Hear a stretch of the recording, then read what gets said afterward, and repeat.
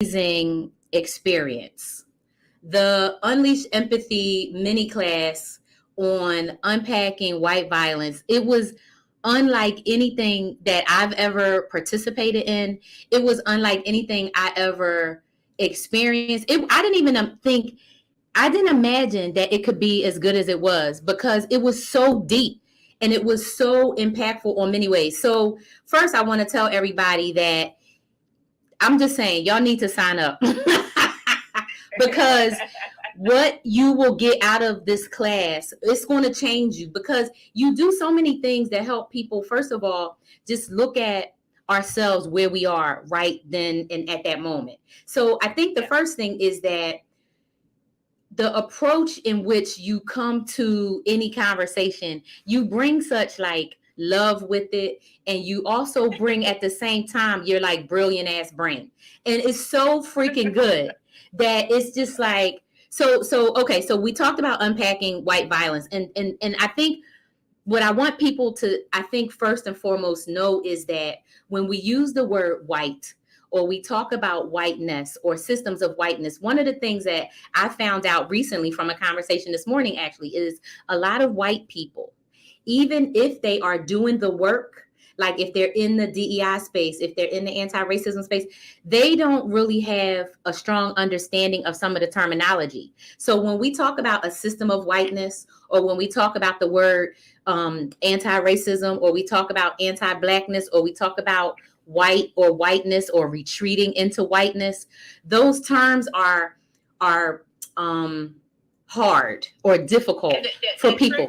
They're triggering. That's what it is. So I want you to first talk a little bit. So when we talk about in the classes that we do, and even when we're talking and when we're talking about systems of whiteness, we want people to understand it in a context of, first of all, the system is set up, and it's not like we could just come in and just knock all these ceilings down, right? Because it literally doesn't work that way.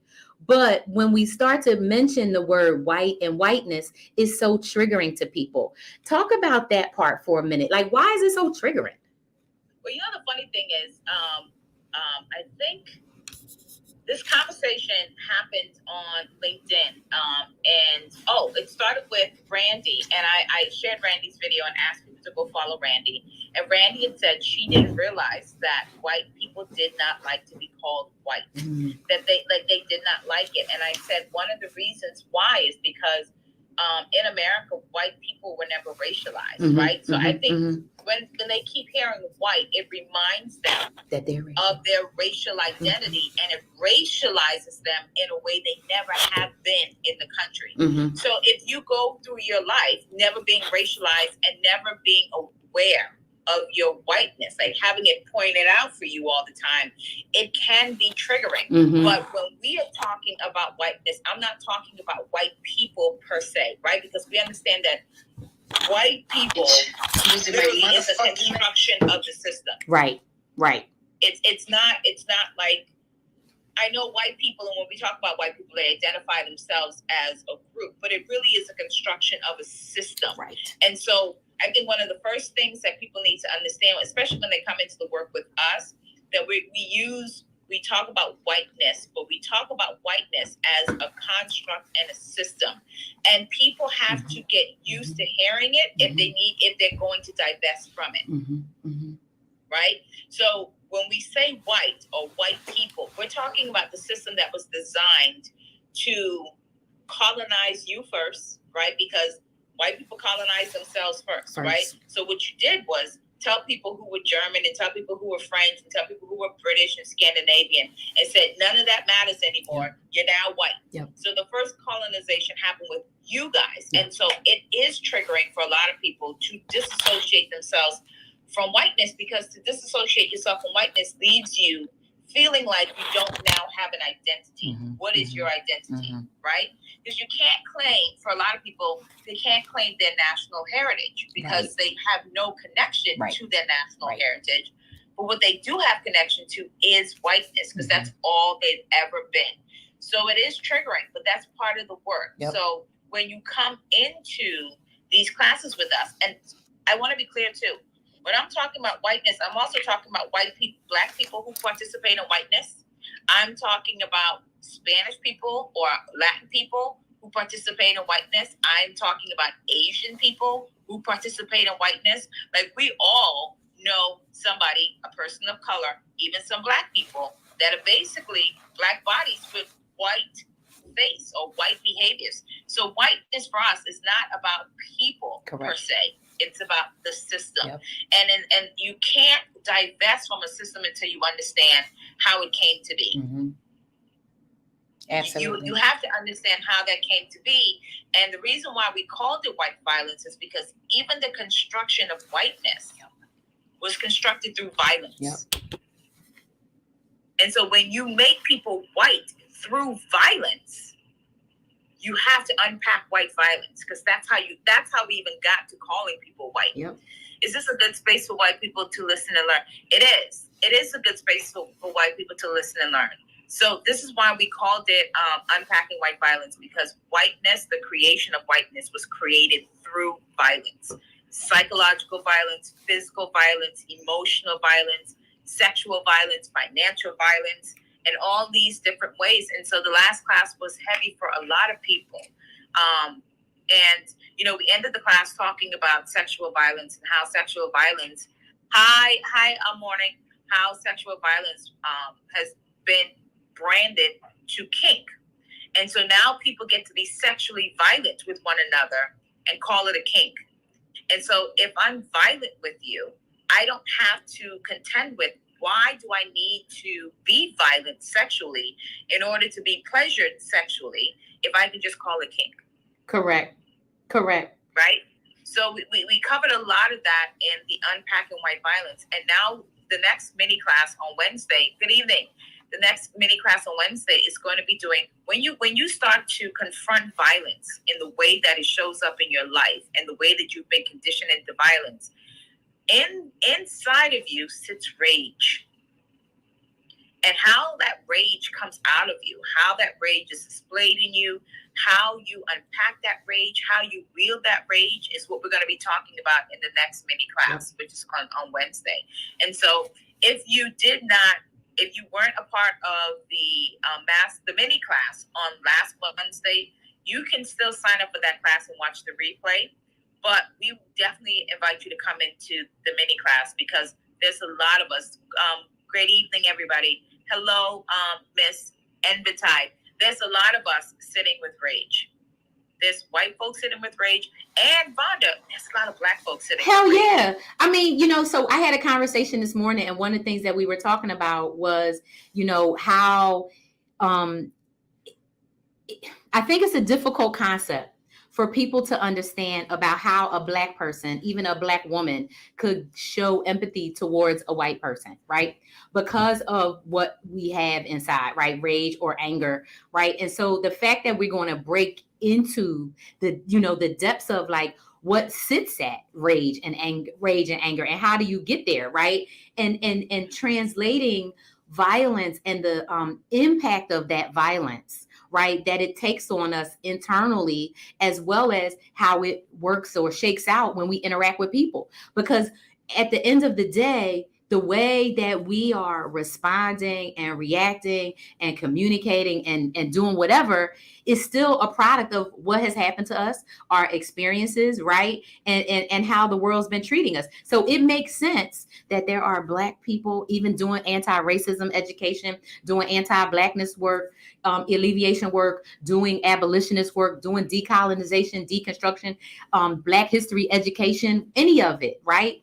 That people would be hard. It would be hard work, that it would be triggering. That's why everybody can't do everything, right? Because you have to be able to have not only the right temperament, not only the right skill set, not only the right strategies, but you got to have the infrastructure and the support, and you got to really believe firmly in what you're doing. And you can't have the fear element from white violence as part of what is controlling your behaviors, right? Because you talk about fear and how violence is used to control us. So I think you should say a little bit, about that, right? Well, yeah, I think I said this on LinkedIn, and I'm going to share it here. I said the two most powerful arsenals in the white supremacy arsenal, or the two powerful tools in the white supremacy arsenal, is religion and capitalism. Yep. Because religion controls your mind and capitalism controls your behavior. Yep. Religion controls your mind, capitalism controls your behavior. And what do I mean by your mind and your behavior? So for a lot of Black folks and white folks, conditioned into, and the only religion I can talk about is the one I was raised in, which is the Christian faith. A lot of us are taught to turn the other cheek, to not confront injustice. It's, if this one hits you on the right, you turn to the left. To forgive 70 right? times, 7 times. Who the hell gonna forgive, smack a person 70 times? To view suffering as an honor, right? So if you can get people to believe that suffering is the highest honor, then people get used to just suffering.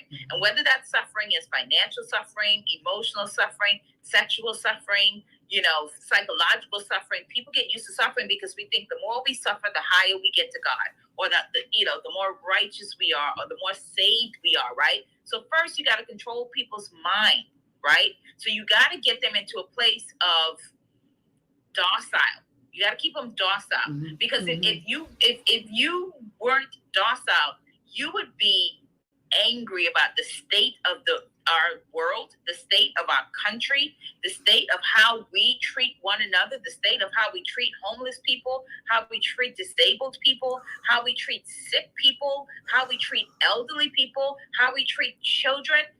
If religion didn't make us so docile, we would turn this shit upside down. Yeah. We would burn this thing down. Burn it. Right? Burn to the ground. So religion has to keep you docile. So first, weapon of white supremacy in the arsenal is religion, control the mind.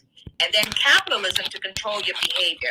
And what I mean by that is you can't say what you really want to say to your racist boss or your racist coworker, because you got to keep your job. And if you don't have your job, you may not be able to pay for your house. You may not be able to pay for you may lose your endorsement. You may lose something. And so it keeps us, capitalism controls our behavior. So there's so much we will do. There's so far we will go, because if we say too much, we could lose our job. If we do too much, we could lose our endorsements. Yep. If we talk too much, a company may not sponsor us. Correct. So capitalism controls your behavior. So even for the folks who think they're doing anti-racism work, there's so far they're going to go, because capitalism will control your behavior. We all got to eat, right? And because we haven't fully come into community with one another, right, where if Vonda loses her job, everybody on this live will make sure Vonda's mortgage gets paid, or somebody else is going to make sure Vonda gets the next job or the next contract or the next gig. So when you haven't learned to be in community with one another, collectivism versus individualism always, when you haven't learned to be in community with one another, then I am always careful about how much I will say or I will do, because capitalism will punish me. Capitalism will punish me. People will stop going to my website to buy my products if I own my own business, right? People will email every company that has an endorsement with me and say, drop her. People will call my job and say, fire her, right? And so when you have all of this happening, this is how violence shows up for people, right? Religious violence, emotional violence, psychological violence, financial violence. When you're operating in all of this space of violence, do you know how much rage is sitting inside folks? A lot. There's a lot of rage sitting inside folks. There's a lot of rage sitting in Black bodies for having to encounter white bodies who ain't doing their work, right? And I see it all the time. I said in one of the classes that a lot of times when I'm having conversations and I'm leading with empathy, especially around the education for white people, Black people will trauma dump in my comment section, and they're angry. They got no patience for white folks. They ain't interested in talking to the white folks. They ain't interested in teaching them. They ain't interested in learning them. They just want white folks to leave them alone. Yep. Well, that comes from someplace. Yep. That comes from having to have white people that's either always trespassed you. Yep. That's always slandered you, Yep. that's always done something to you, Yep. right? And so Yep. by the time you get in spaces with them, your empathy tank is on low. And not only is your empathy tank on low, you don't have any patience for anybody else you even have empathy for. Right. And white folks are struggling with empathy for themselves. Yeah. And I think that's the biggest part. They don't have the ability to give empathy for themselves, and especially the ones who are coming into anti-racism work. They lack the ability to have empathy for themselves more than... See, when folks aren't really doing the work, they ain't doing the work. So they're not even... They don't care. They don't even really think about work. The folks who come in to do this work are the folks who are the hardest on themselves. They are constantly considering whether or not they fail, whether or not they're doing it right. Did they make a mistake? I don't want to screw it up. And so they don't have any empathy for themselves.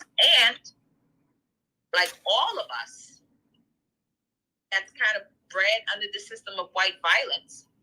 When we start to unpack how violence has played a part in our lives, and we talked, we ended on sexual, like I was saying, sexual violence that we've made kink. Yep. We've made sexual violence into kink. And we've done that to make it acceptable to be sexually violent. To one another.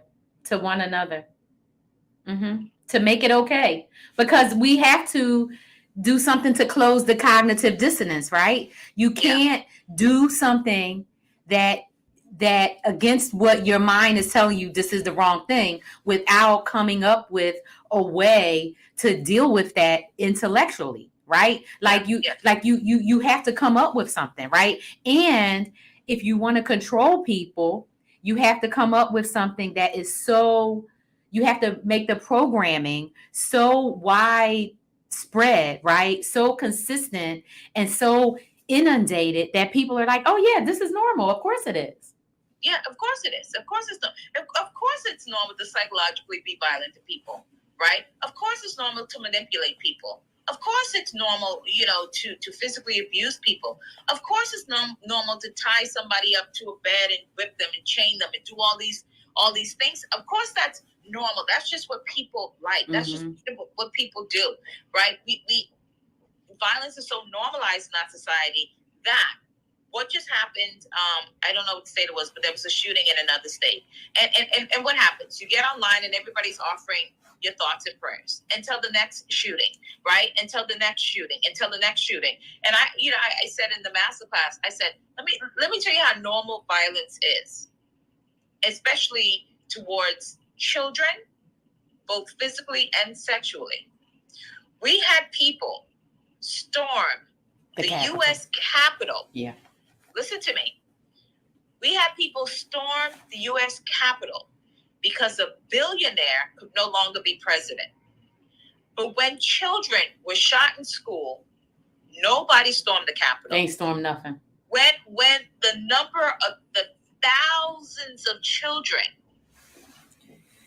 that came out that the Catholic Church had sexually molested for years, thousands of children for years, thousands. Nobody stormed the Capitol. Nobody stormed nothing. Didn't storm nothing. No, nobody stormed the Capitol. Nobody went and tried to find their senators and congressmen and string them up. None of that happened. Nothing. None of that happened. So we had children being molested for decades and decades, and priests just moving from one church to the next church, to the next church, to the next church. And not just in the Catholic Church, in the Southern Baptist Church, in the Pentecostal Church, all these religions. The Jehovah's Witness, everybody, every denomination, Orthodox, the Orthodox Jews. I was watching a documentary about how violent it is, and those, name the religion. All of it. Name the religion. They're all doing this to children. And we all act like it's the most normal occurrence in the world. Yeah. Nobody's storming the Capitol about this. Children are being shot in school. Children are having to do drills. They've been doing them since my daughter was little. Yep. I mean, can we talk about the absurdity of this? 5 and 6 year olds are having to do shooting drills in schools. Yep. This is the level of violence we've normalized in our society. 100%. And here's the thing: when you sit in that level of violence, underneath that violence is sitting rage in all of us. In all of us. Rage is sitting underneath. It is the current below all of that. It's rage. It's rage. And so when we did the unpacking violence mini class on last week, Wednesday, I said to Vonda, I said, okay, we have to follow up with the second mini class, which we're doing on Wednesday, because we got to talk about the rage. Yeah. We have to talk about the rage that sits in people that have been conditioned in this violence, right? And this violence that people haven't really dealt with. Yep. They haven't really come to terms with, right? And as people come to terms with it, rage is going to show up. Yeah. Yeah. Rage is going to show up for you. And when rage shows up for you, what do you do with that?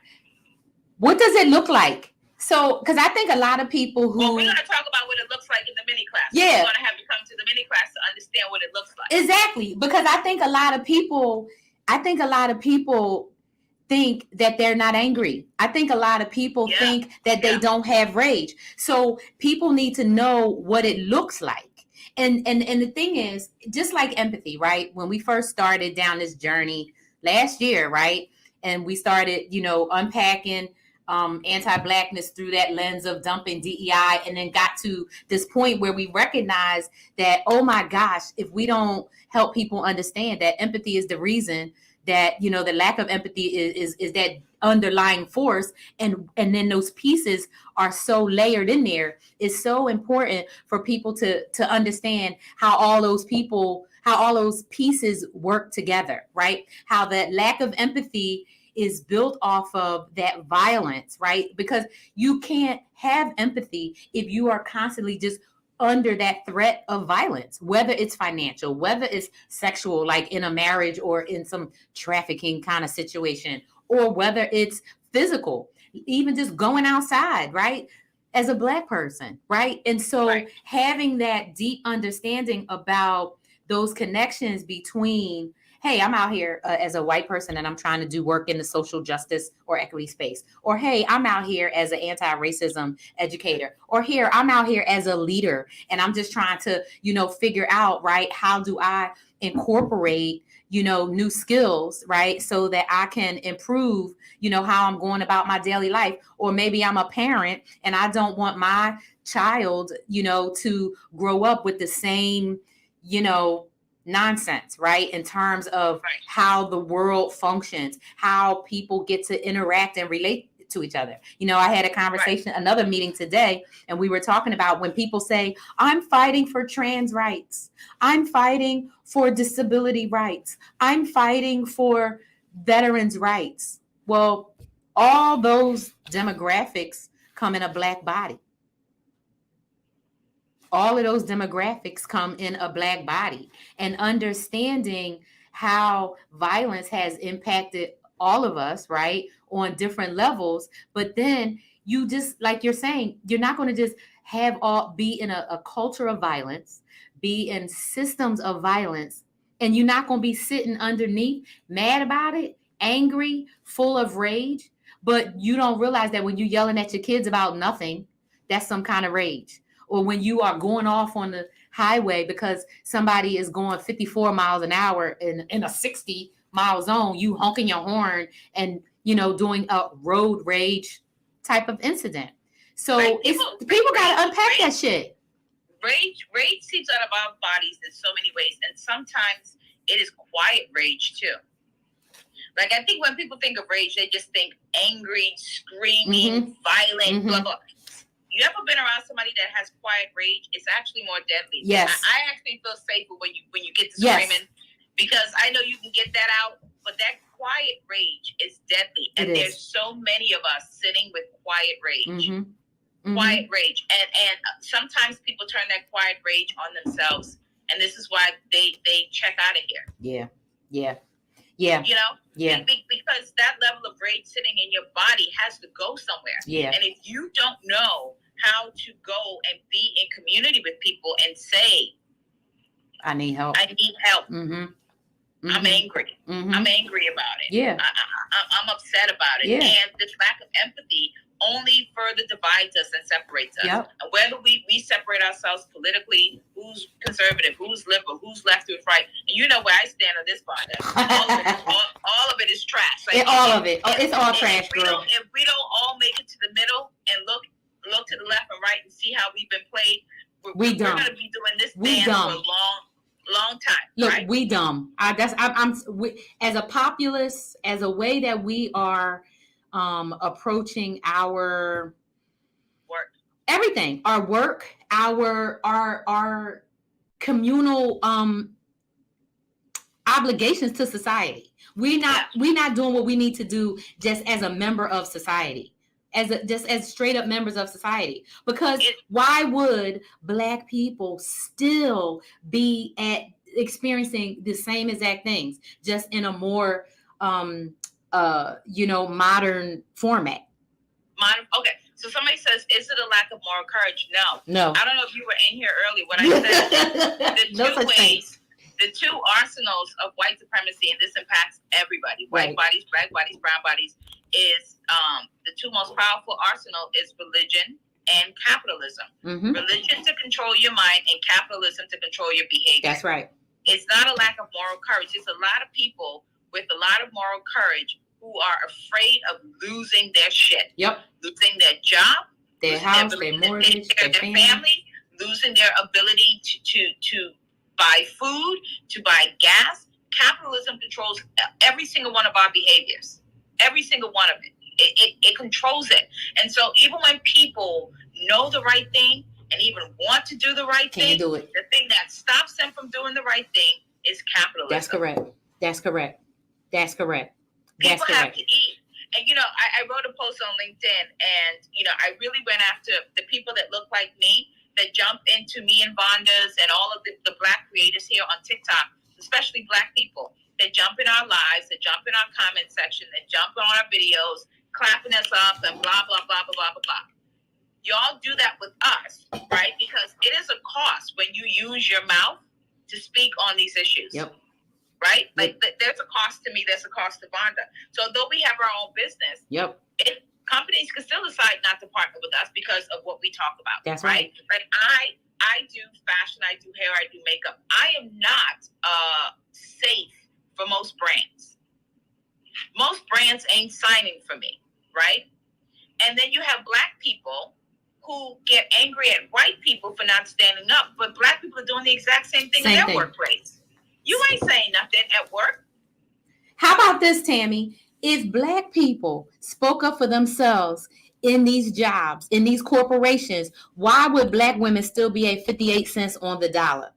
If enough people went to the Equal Employment Opportunity, the EOC Commission, and filed over and over and over and over, these companies would not continue to do it. All it takes is some people to say, you know what, I have enough to be able to get by and what I need, and I'm gonna take the chance. But then the other thing is people have to work together, but what happens is, because of the way gatekeeping works in general, right? When it comes to power, and especially, in corporate America, the few dots, right, that are not, a palm color have to, because of the violence that they're afraid of, either go along, they got to go along to get along. If they don't, you have to count the amount of time you're going to stay, right? So when you're in a corporation, of any corporation, when you work for another person, you work at the will of that person. So you have to very carefully figure out how you want to do that. But it's not impossible. The thing is, it's not enough people that have enough of the motivation, right? Because we know it takes a lot of things. It takes inspiration. It takes introspection, right? It takes integration. And you have to get a way to do it, right? But everybody is so fearful of it. My girlfriend said to me today, and she's been trying to make this happen for a long time. She's a Black woman in Georgia. She goes, I've got to figure out a way to get people. She goes, the women like you, the women like the women, Black women who are literally putting themselves out, right? Because I want to say to people, we have our own business, but our business still relies on people contracting with us. Correct. We're providing a service, so we still rely on people contracting with us. And she said, we have to, white folks, brown folks, Asian folks, Black folks, all of us, which is why we all have to deal with empathy. Black people, white people, brown people, all of us have to come into this work with empathy, right? Like if and I always say, this is what I say to Vonda, I'm like, if you're a Black person that don't like white people, you're probably not going to get along with me because I don't hate white people. Right. If you're a white person that hates Black people, you're not going to get along with me because I don't hate Black people because I damn sure can't hate myself. Right. If you don't like Latin people or Asian people, you're not going to get along with me because there ain't a group that I don't like or that I hate. Right. That ain't a part of my makeup. One, because I understand that the system is designed for us to hate each other and keep us separate. Boom. And if we are all busy hating each other, guess who wins? Boom. The politicians and the people in power. They win every time that we're fighting with each other down here at the bottom. So if you need me to hate white folks, I'm not going to be the content creator for you. Right. If you need me to hate Black folks, I'm not going to be the content creator for you. If you need me to hate Latin people, I don't hate anybody. What I'm trying to do is get people to wake up to understand that the system is designed to keep us wobbling with one another. But she said to me, she was like, we need to create systems that if Sherry puts her neck out on for work, then there's a system that says, Sherry, what's your mortgage? What's your bills? Correct. We're going to get you covered until you get the next thing. And that there's infrastructures in place that if Sherry loses her job, if Vonda loses her job, if Tammy loses her job, if sister girl Jess loses her job, there's systems in place to make sure we get plugged in someplace else.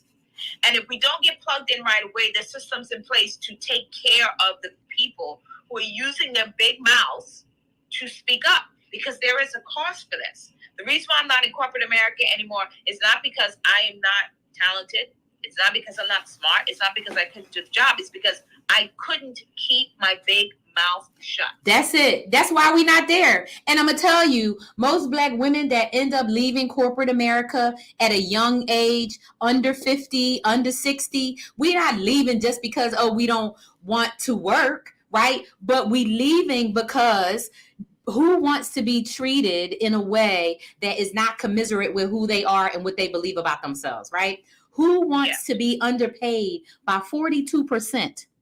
And it's going to be lower when they do it this year. It's going to be lower because as Black women leave the workplace to, start their own businesses, to do consulting and all these other things, the new people coming in, they're able to pay them even lower. Okay. And the other financial violent piece is when you leave corporate and you go to do your own thing, when you meet people as a Black woman, they're like, well, who do you work for? I work for myself. Oh, that's instantly a problem because you're Black. You are always supposed to be working for somebody. You ain't supposed to be having your own business unless it's a food truck or a coffee shop or a hair salon or a nail salon. You're not supposed to have a tech business, right? I'm not supposed to be a technology developer, right? I'm not supposed to have a technical company. You and I are not supposed to be building, a 8-figure educational academy, right? To help people.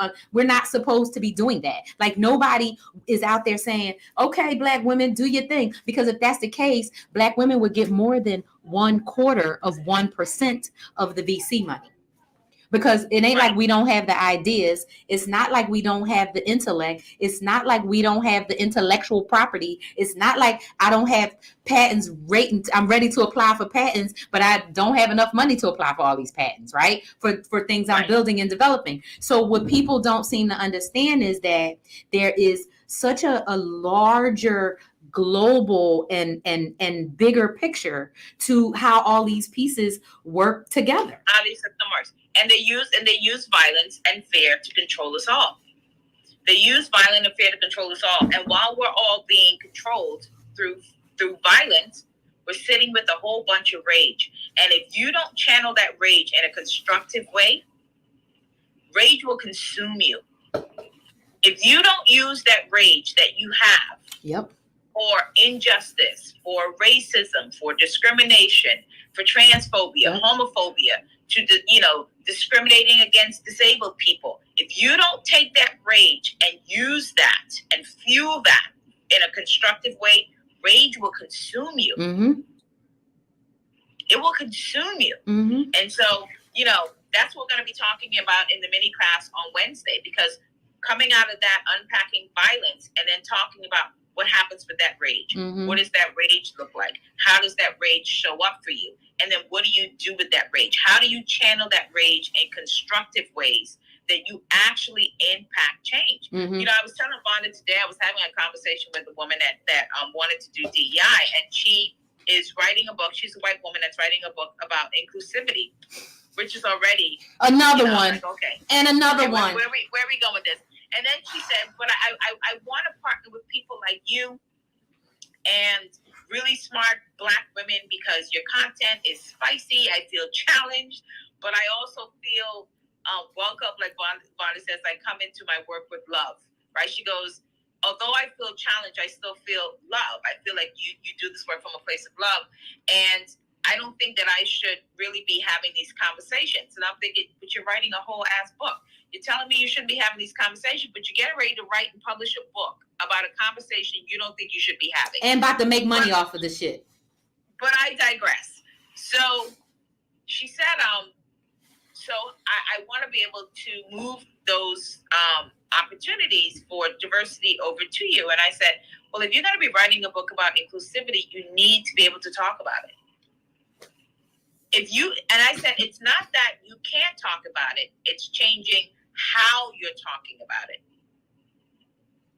Correct. It's not that, it's not that white folks can't talk about these issues. It's how they are talking about these issues, how they're leading these issues. And I said, and they're not prepared.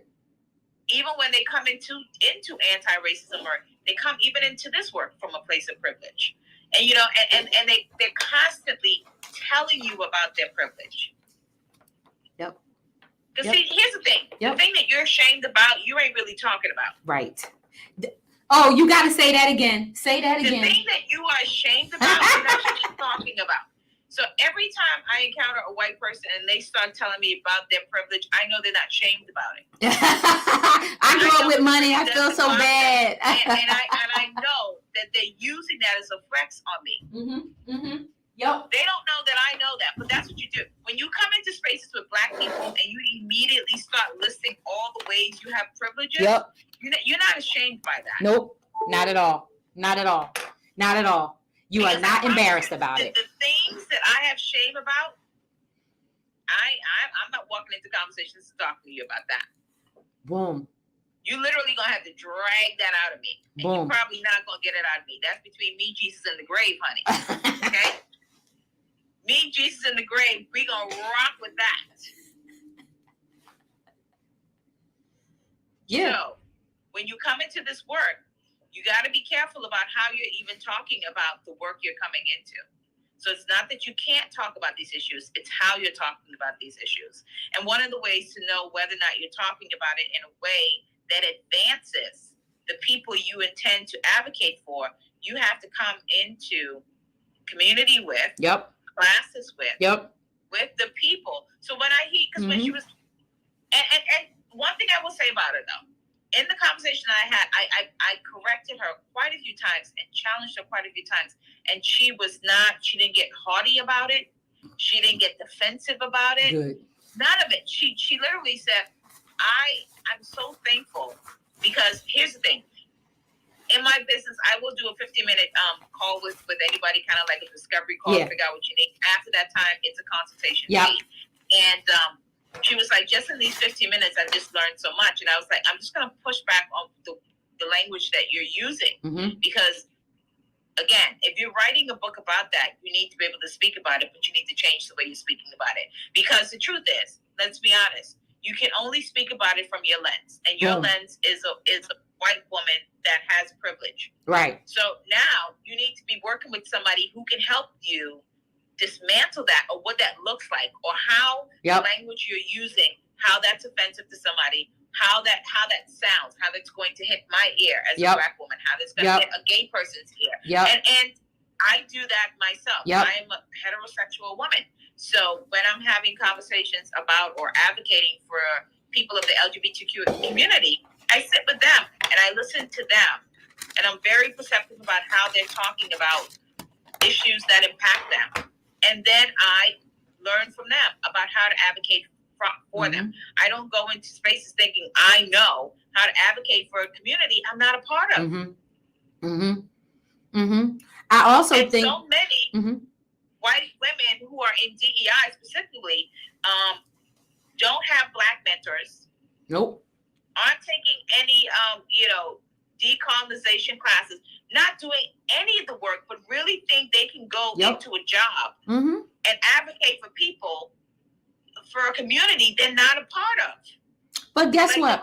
There's hubris in that. I think that reason they tend though, and I think the reason the hubris is so there is because they know that their job is to uphold the patriarchy. So they're going to go into any space and do that. So they can get the job. They can get the contract. She can write the book. She can get the deal. She can get the publication deal. She can, because her book, what she's going to do, everything she's going to talk about is going to help uphold the current status quo.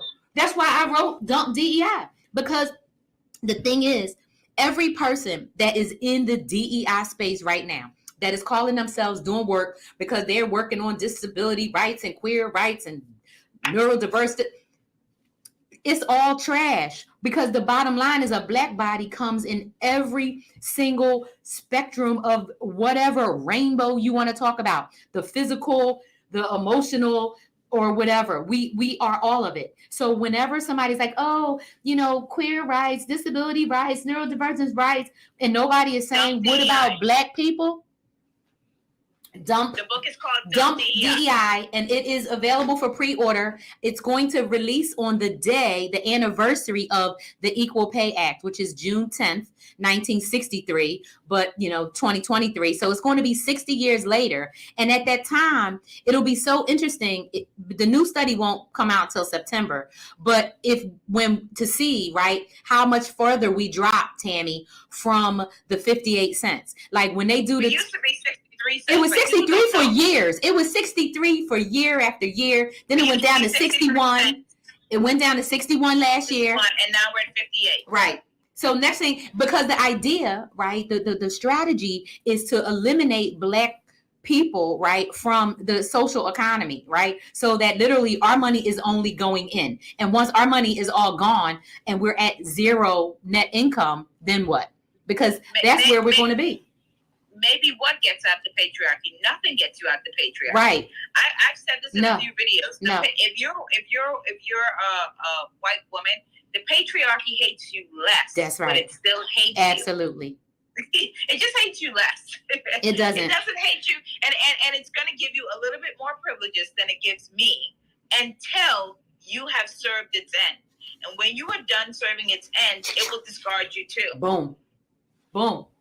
It will discard you too. Yep. Right? Yep. And the patriarchy hates you less, but still hates you, because what happened with Roe v. Wade, Black bodies and brown bodies have been navigating for years before that law got overturned. Listen, we know how to take care of ourselves. That doesn't even matter. For years. So that striking down Roe v. Wade was about your white bodies. It wasn't even about ours. They don't want babies from us. They want babies from you. They don't care about us giving them babies. They want babies from you. So that's why I say the patriarchy hates you less, but it still hates you, because the patriarchy has it in the law. Yep. It's in the law that you can be raped, and you will still have to carry that baby. That's to term. right. They have it in the law that your dad, your uncle, everybody else can have sex with you and impregnate you, and you still have to carry that baby to term. Yep. And y'all let it happen. They let it happen. You get what I'm saying? So it's not that holding up the patriarchy or doing like Vonda says, being in those positions to create status quo doesn't give you any more. It gives you more privileges than me, but it never will give you more privilege than them. Right. Right. It will give you a little bit more than me, but never any more than them. You get what I'm saying? So, you know, it hates you less, but it still hates you. Yep. Because they didn't want babies from black and brown bodies, which is why they were sterilizing black women on the border, like sterilizing them. Because raping them and then sterilizing babies. them. Raping them and They sterilizing don't want them. brown babies. They were sterilizing black women from the beginning of time. They were sterilizing indigenous women from the beginning of time. Yep. They don't want babies from us. They want babies from you. Yep. Yep. Yep. You were the target audience. That's why black maternal health care is what it is. If they wanted black people to have babies, then we wouldn't be 4 out of 5 problems every time you go to deliver a baby. We're dying, right? Or our babies are dying in childbirth. Boom. You know what I mean? So it was never about our bodies. Right. It was always about your bodies. Right. Always about it. Right? Yep. Like you are the target audience. Yep. You are the target audience, and this is why we have to deal with how we have all been socialized into and accepting violence. Yep. And be very careful about the rage that sits inside of us. And whether you are a black body sitting with rage, a white body sitting with rage, an Asian body, brown body, you need to be in the mini class come Wednesday. Yep. Yep. Yep. So the link is in my bio. Yep. If you follow Vonda, yep. The link is in Vonda's bio. Yep. It's $142. Sign up for it. We want to see you in the class. Again, if you're a black body with rage, a brown body with rage, a white body with rage, you need to be in the mini class because you need to figure out what to do with that rage. Yep. And you need to recognize what that rage looks like, how that shows up for you. And empathy, I keep saying this, you cannot do any work. You cannot do any work without it. No. You cannot do any work without it. And in this work that Vonda and I have been doing now for, oh my God, it's been... I think it's like 6 months. 6 months. What we realize is that the people who are doing this work have the hardest time giving themselves empathy. Yep. But I wanted to say to Vonda, I don't know if Stephen is still in here or Cassidy is in here, but I was saying to Vonda today, just in the few classes that Stephen and Cassidy have been in, my goodness, the shift in these two people. Yes. I was saying to Vonda, when Stephen turns on his camera now and he does a video, there is a calmness and sweetness to him that wasn't there before. Because a lot of times when white folks get, especially when they start to do this work online, boy, y'all just angry and rageful, and y'all be tearing up other white folks, and I keep saying, y'all need to stop doing that because black people ain't gonna pick y'all. Yep. A lot of, and I'm gonna offend some people now, but if the black folks are still in here, they'll tell you the truth. A lot of this, I call it white theater and performance that some white folks do online when they go after other white people. Yes. Y'all are performing, and y'all are performing for black and brown people. Now, y'all won't admit that, but y'all are performing for us. But the truth is, we're not going to pick y'all. Tammy. This anger and rage y'all pour on other white people. Y'all are performing. Y'all are performing for the approval of black and brown people who will never pick you. And the reason why we won't pick you is because we understand you are no different than the people you are raging on. That's right. That's right. That's right. That's right. This is what y'all don't understand. We understand the people y'all turn on y'all cameras and y'all stitch and y'all rage against. We understand y'all ain't no different than them. Yep. Y'all think y'all are different. Right. We understand you're not. Right. And so when I see Stephen now do videos on TikTok, there is such a calmness and there's such empathy that comes out of him for the people he's talking to. He's no longer trying to dominate them and be angry at them and scold them.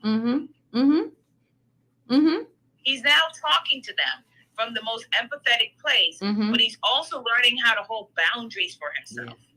Because we talk about this in the masterclass. Empathy is not about removing boundaries from yourself. Nope. It's about setting healthy boundaries and you holding yourself to the boundary and not allowing somebody else to hold the boundary. And then I was saying when I see Cassidy now, I was like, when I first started watching Cassidy's video, there was a shakiness in her voice, like you could tell she was nervous to be talking about this issue, like she wasn't sure.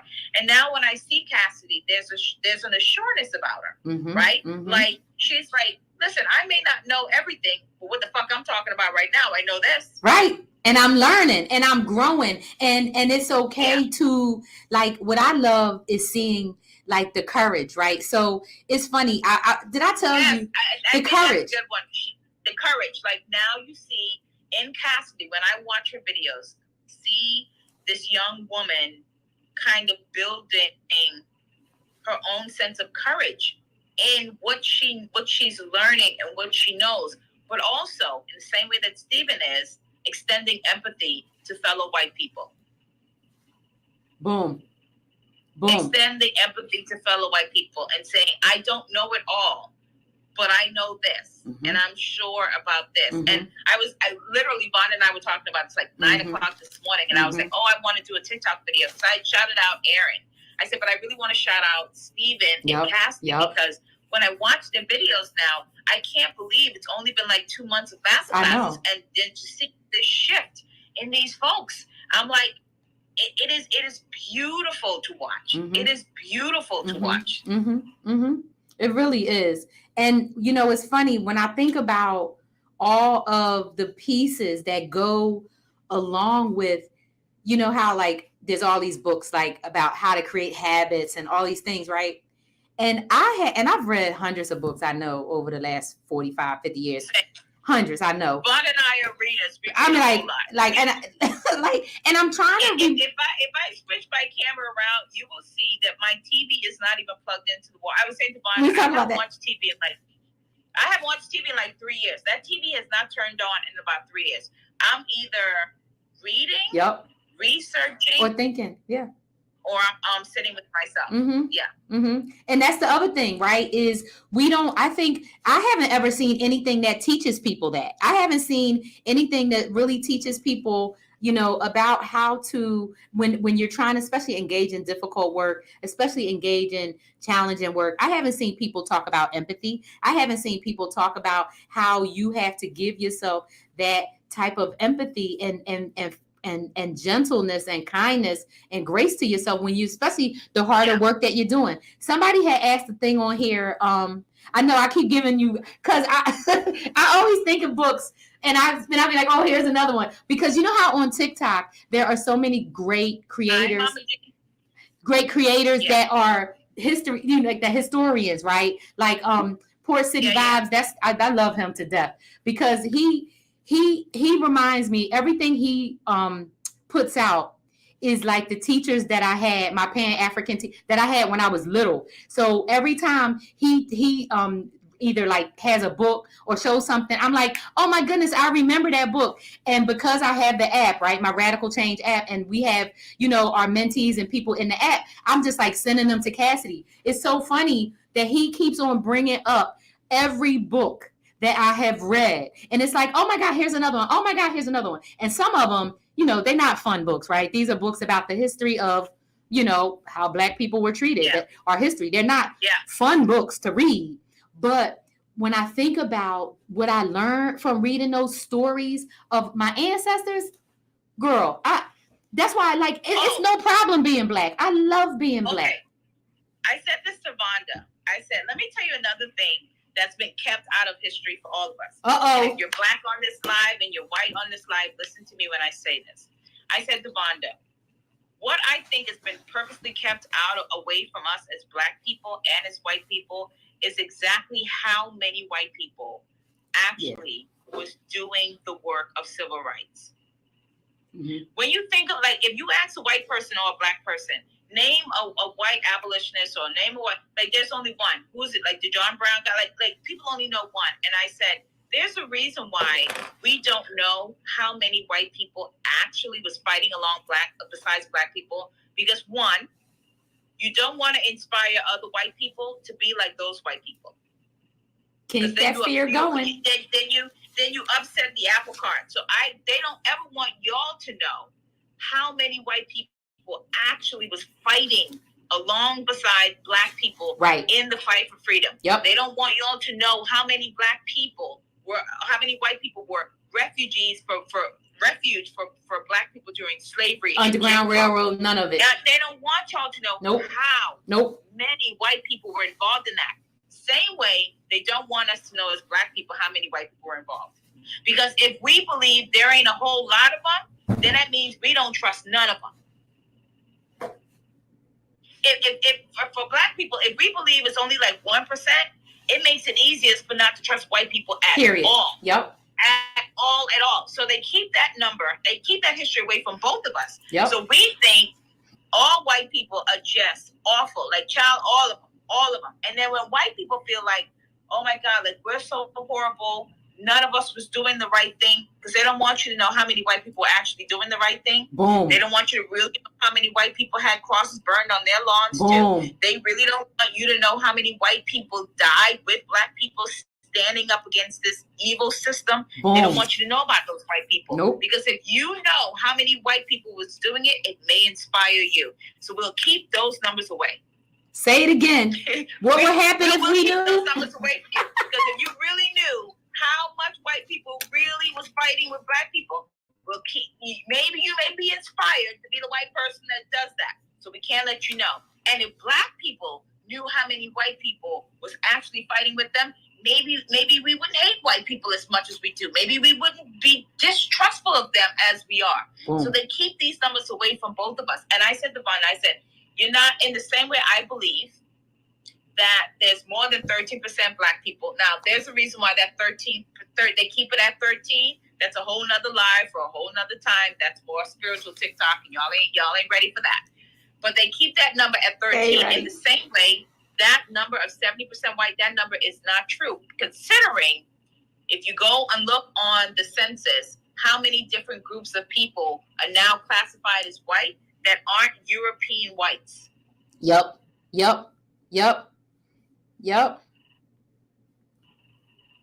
So yeah, they keep. Listen, I know, because there's a lot of Black people that the general consensus is most white people, and when we think about most, we talking about like the high 90%. Like most Black people think 90% of white people are just awful racist people. Now, what if that number was really about 40% or 50%? But we wouldn't know that because we don't have any concept of it. Because we don't have numbers to demonstrate. We don't have stories that tells us about the white folks who was fighting and dying. We don't have those stories. Those aren't in the history books. Why? They don't want to let you know. Somebody said 98%. But you know what I'm saying, right? Like Sakina. Black people think that number is incredibly high, but that's what I'm saying. They have to keep that number away from us. You can't know that history of exactly how many Black people, Hispanic people, Asian people was actually fighting with Black. You can't know that number because it may inspire you. Right.